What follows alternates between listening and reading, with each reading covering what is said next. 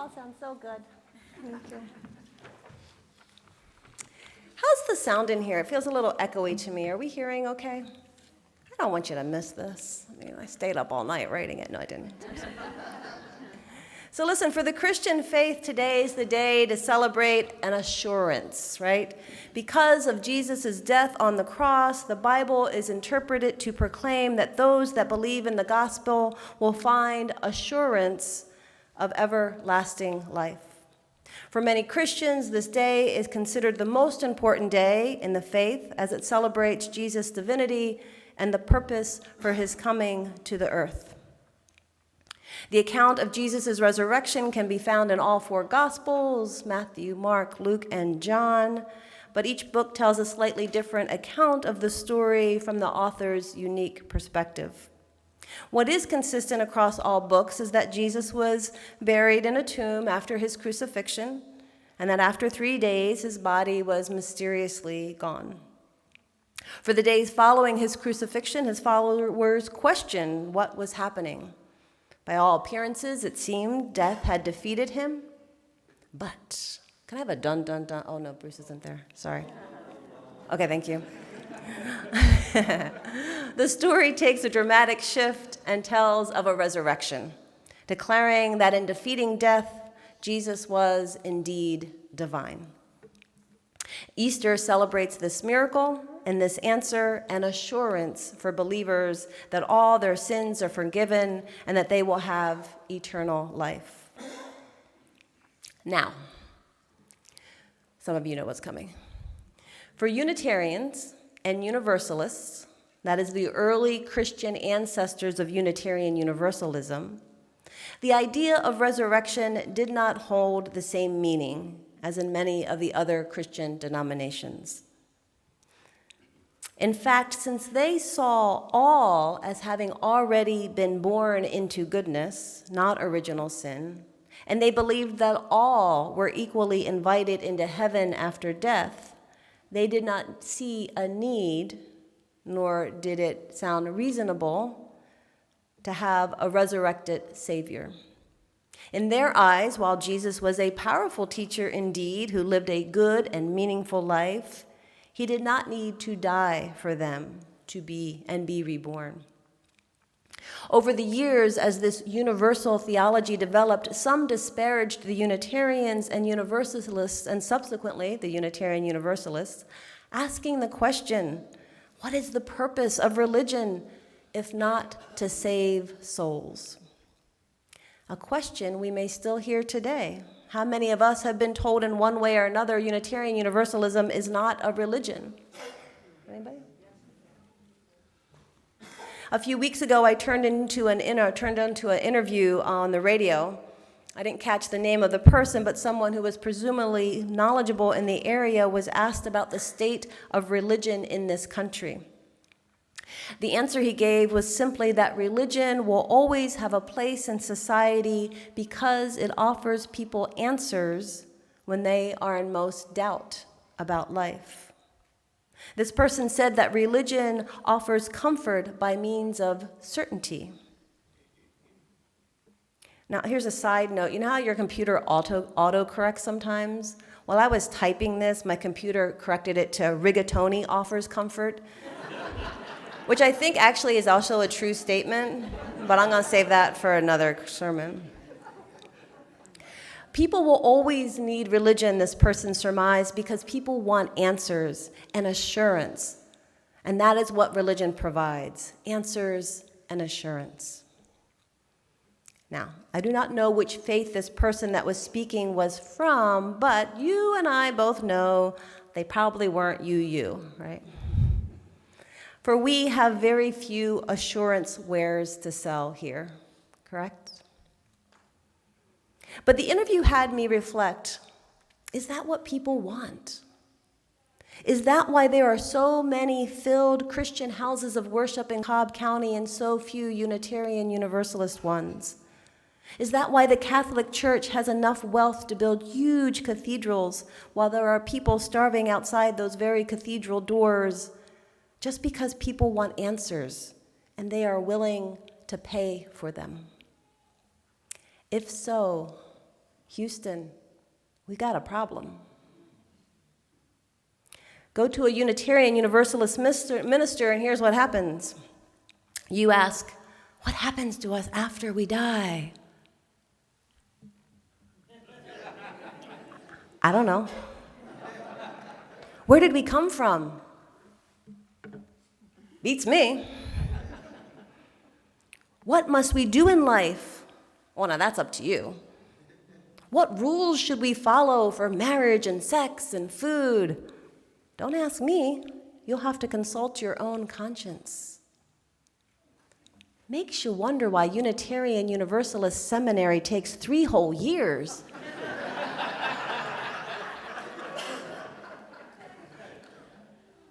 If people do flock to organized religion for assurance and answers, well, it's easy to see why some people don't even consider us a real religion. Instead of offering a scriptural passage when someone comes to me in a life crisis, I usually simply just take a breath with them and say, yeah, that is hard. Tell me more about what you're feeling. And when someone dies and I organize a memorial or a funeral service, I do not recite copious scriptures proclaiming the glory of God and giving thanks that the deceased has been taken home to him. Instead, I encourage the family to tell stories of their loved ones, to laugh and to cry, to celebrate the fact that they lived and grieved what was lost, and to feel the hugeness of the mystery they are sitting in that moment. Dying is hard and it's mysterious, and life is hard and joyous and mysterious. To pretend otherwise actually, I think, takes away from the experience itself. So is it possible to build a faith without answers, without assurances?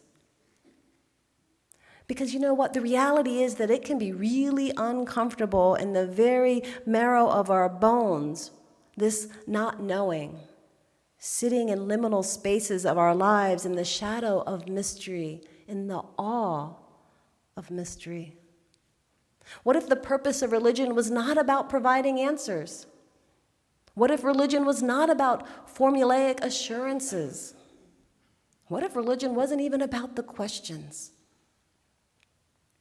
Unitarian Universalism is a faith not centered on beliefs of God or many gods, although some of us believe in them.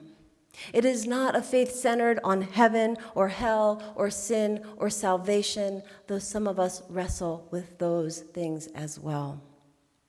It is not a religion based on celebrating one of us as holier than any other one of us. And we do not offer a catechism of answers for your life's questions. But have no doubt, my friends, Unitarian Universalism does have a center. And I believe the center of this faith is simply this. It is an agreement. It is a covenant. It is a promise. Now, lots of it's been written about covenants in the Unitarian Universalist faith. We promise many things, and we start many of our groups by designing a covenant for the group. We have our 7 principles that begin with the phrase, we covenant to affirm and promote.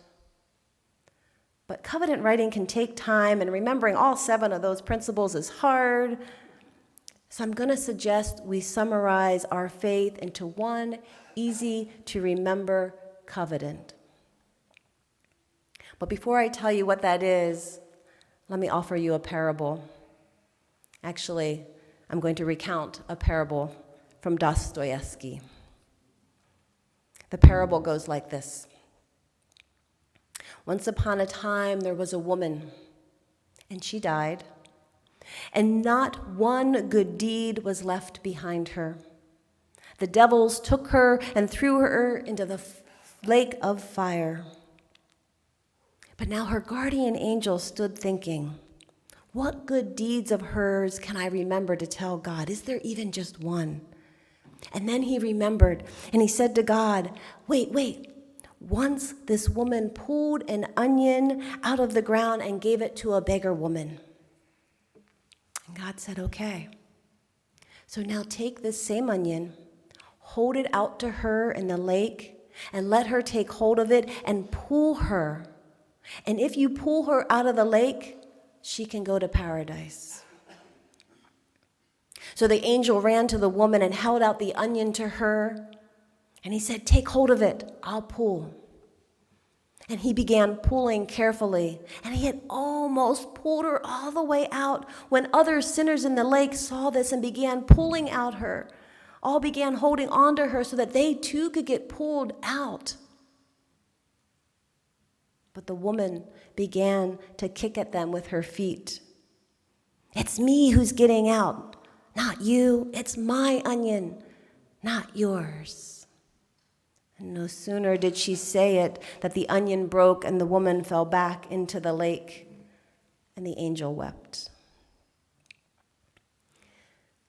At the core of the Unitarian Universalist faith is a covenant that I believe can be summarized simply as this.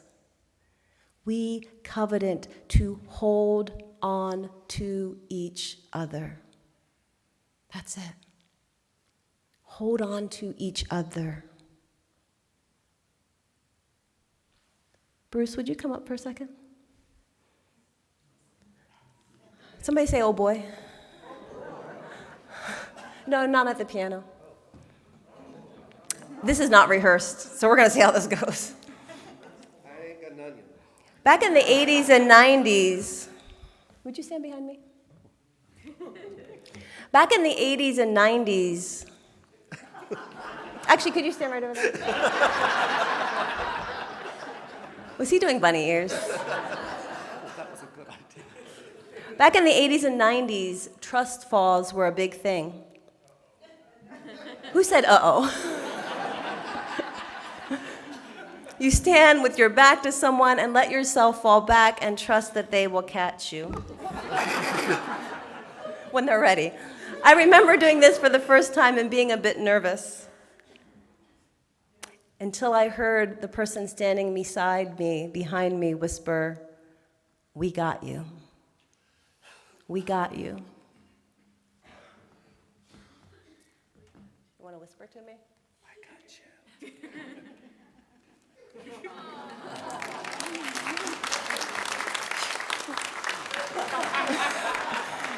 And the other person displayed their manliness. Sit down. That, again, is another sermon. Boy, I have a lot of sermons to read. But I do remember that first time, how nervous I was, and I heard that voice, "We got you." And they did. Do you know that feeling? When they got you? That feeling when you feel like you are in your own personal hellscape, and a hand reaches down to you. A hand that doesn't push you away, but says, "Take my hand. We got you." What if the purpose of religion was just to give us a place to practice this one simple covenant with each other, to practice holding on to each other, not because we are related or work together or for some other reason have to, but just because we are human together. You see, this small community, while not the entire world, is a powerful practice ground for not letting each other fall. Sometimes, we want to look out to the far-off lands in the world and talk about holding on to somebody else way out there. And, I think we should do that. I definitely think we should do that.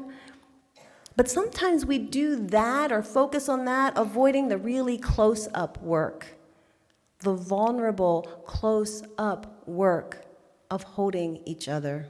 Right here in this community, there is a whole variety of people. So I'm going to invite you to take a moment and look around, and I'm going to ask you to do something really scary. I'm going to ask you to look around, connect with someone else's eyes, and say, "We got you." Don't leave anybody out.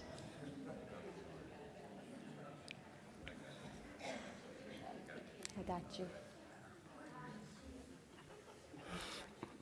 Perhaps we do not, perhaps we do offer and assurance in this faith, after all, right? Perhaps we do offer an answer to the greatest of mysteries. By being in covenant, to promise to not let go of each other, to form and stay in relationship with each other, we are assuring and reminding one another that we are not alone. Maybe best said by Alexandre Dumas's Three Musketeers, right? What did he always say? All for one and one for all. My friends, I don't know for sure what will happen to you when you die, okay? Not quite sure. And I'm kind of fuzzy on where your hell came from. And I'm not clear what your life should look like or what foods are best for you. I don't know how to solve all the big challenges in the world or stop people from shooting each other. Believe me, I wish I did. But what I do know is that in some inexplicable way, what affects one of us affects us all. And I do know that I will not let go of that onion that is offered to me. And I will not let go of you. And I trust you will do the same for me. Thus do we covenant to each other. Thus do we promise to each other. Blessed be, my friends, and happy spring, Easter, Passover, Ramadan, and life. Blessings.